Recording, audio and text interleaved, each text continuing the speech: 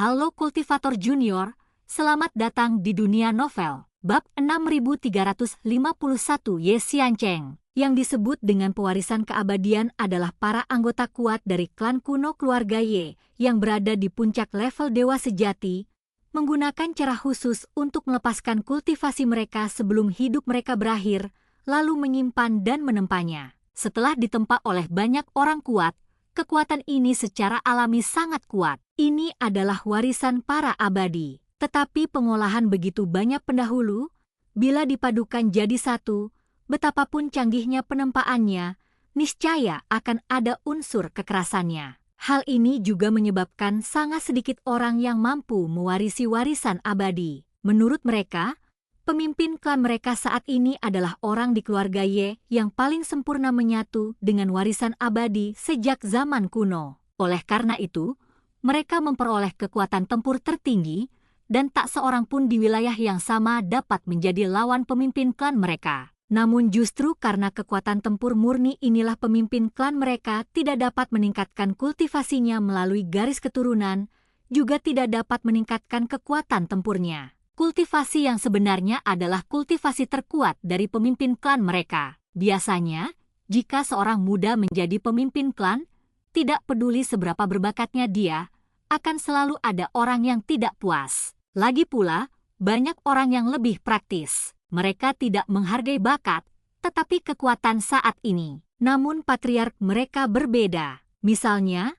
9 orang di depannya dikendalikan oleh formasi Chu Feng. Mereka menjawab semua pertanyaan yang mereka ketahui, dan apa yang mereka katakan tulus dan tidak ada yang disembunyikan. Namun, ketika berbicara tentang pemimpin klan muda mereka semua memuji, mengatakan bahwa pemimpin klan mereka memiliki karakter yang sangat baik. Meskipun dia memiliki temperamen yang buruk dan banyak orang telah ditegur olehnya, mereka semua tidak memiliki keluhan. Nama pemimpin klan mereka juga dipengaruhi oleh warisan para dewa dan disebut Ye Xiancheng. Tentu saja, ini hanya pertanyaan tambahan. Saya hanya ingin tahu kekuatan dan situasi keluarga Ye. Apa yang sebenarnya dipedulikan Chu Feng adalah petunjuk tentang neneknya. Dan mereka sebenarnya memiliki beberapa petunjuk tentang nenek Chu Feng. Ternyata reruntuhan yang terbakar itu menyembunyikan sumber daya untuk bercocok tanam, tetapi tak seorang pun pernah menemukannya sebelumnya. Kebakaran yang terjadi tiba-tiba itulah yang menarik perhatian orang-orang. Api tidak bertahan lama sebelum padam,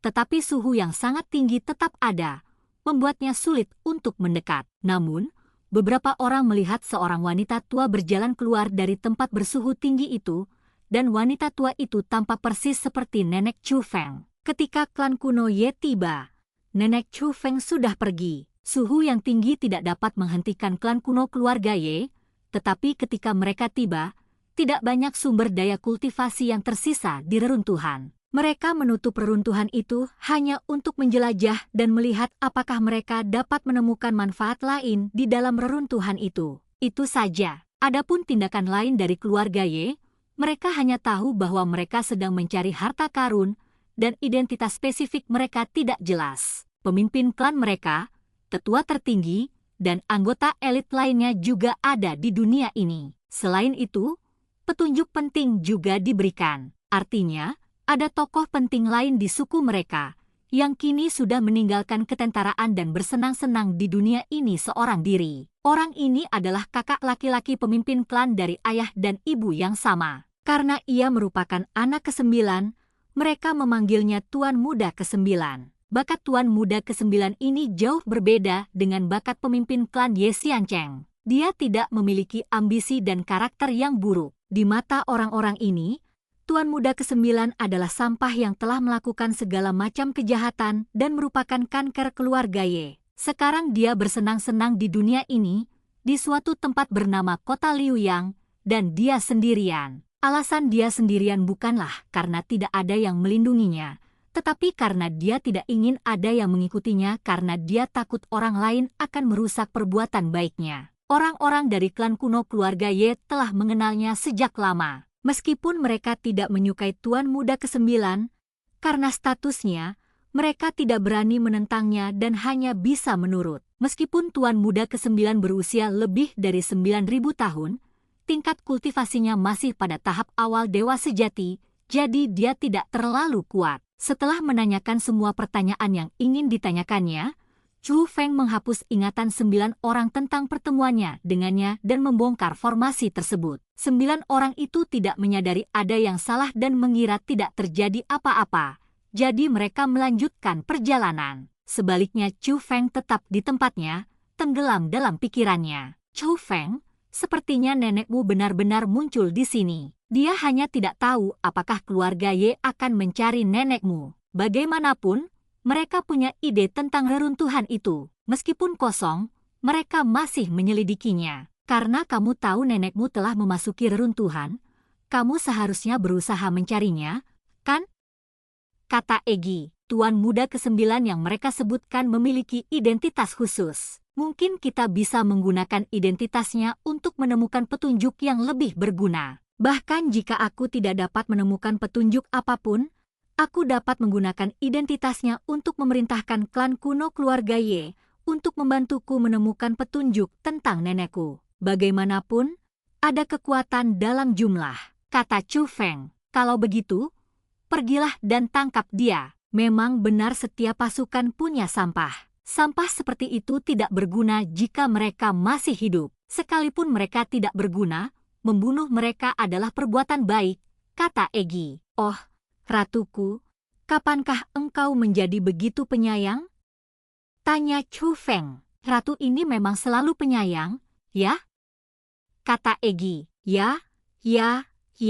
Chu Feng tidak berani membantah, meskipun dia tahu bahwa Egi sebenarnya tidak punya cinta. Chu Feng bertindak hati-hati, meskipun ke-9 orang itu telah dengan jelas menyatakan bahwa Tuan Muda ke-9 tidak memiliki siapapun yang melindunginya. Tetapi meskipun mereka berkata jujur, belum tentu informasinya akurat. Maka dari itu, Chu Feng tetap membentuk formasi tersembunyi yang lebih kuat di tubuhnya. Dan dengan teknik penghalang yang dimiliki Chu Feng saat ini, kecuali Chu Feng mengambil inisiatif untuk menyerang, akan sulit bagi alam dewa surgawi sekalipun untuk menemukannya. Namun, Chu Feng tidak dapat menemukan Tuan Muda ke-9 di kota itu. Bukan karena ke-9 orang itu berbohong, tetapi karena Tuan Muda ke-9 telah pindah ke tempat lain. Namun, Tuan Muda ke-9 meninggalkan beberapa petunjuk, dan Chu Feng hanya bisa mengikuti petunjuk itu dan melanjutkan pencarian. Saat Chu Feng mengejar Tuan Muda ke-9,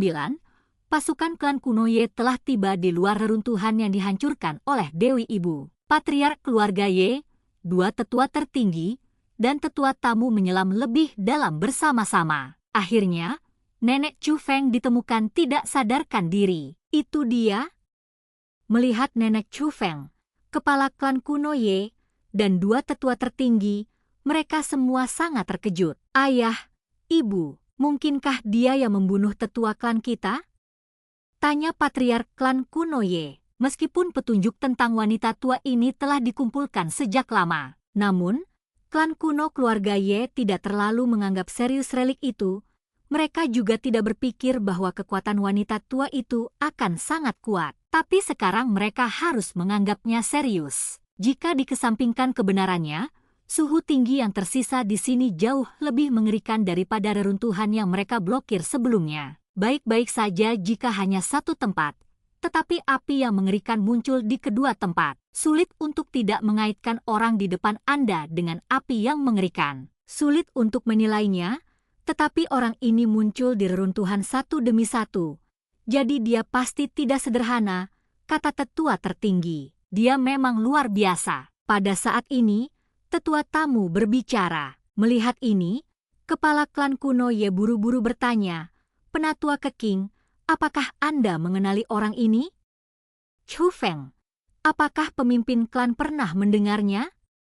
Tanya tetua tamu. Saya pernah mendengarnya. Sungguh ajaib bahwa dia bukan hanya pemuda terkuat di dunia seni bela diri saat ini, tetapi beberapa orang juga mengatakan bahwa dia telah memperoleh asal-usul meridian yang legendaris. Kata patriark keluarga Ye, desas-desus itu benar, dan wanita tua ini kemungkinan besar adalah nenek Chu Feng, kata tetua tamu itu. Dan cerita pun berakhir, sampai jumpa di cerita berikutnya di dunia novel.